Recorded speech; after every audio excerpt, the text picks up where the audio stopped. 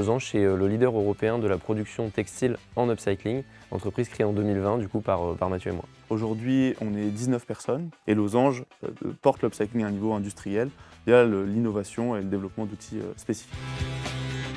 L'ambition pour Losange, c'est de continuer à maintenir cette position de leader européen. C'est motivant de voir l'impact concret qu'on peut avoir dans un territoire comme Nevers qui nous a vu grandir.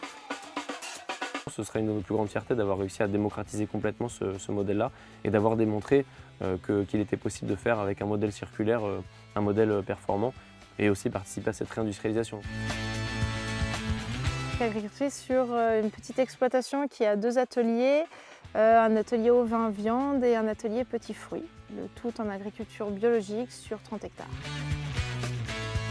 L'intégration des pratiques vertueuses, je pense que c'est une évidence.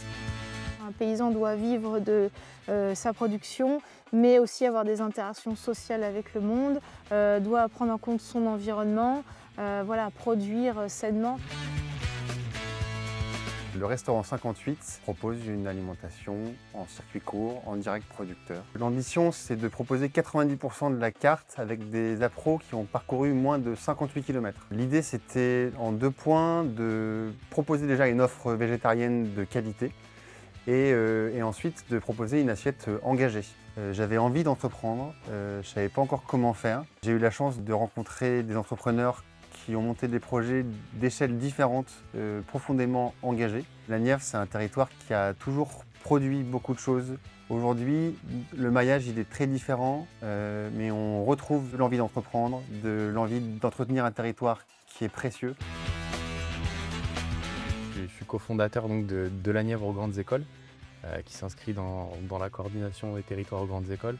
Et notre but, c'est de lutter contre l'autocensure des lycéens, dans la Nièvre principalement, face au cursus sélectif. Le but, c'est de les aider, de les accompagner académiquement, mais aussi sur leur orientation, pour un peu démystifier ce passage vers les cursus sélectifs, tant sur le plan académique, mais aussi sur le fait de faire le grand pas dans la grande ville. On veut travailler main dans la main avec les collectivités territoriales, avec les acteurs privés, avec les institutions vraiment de la Nièvre. Le but, c'est qu'on travaille tous ensemble pour faire briller la Nièvre autant qu'elle mérite de l'être.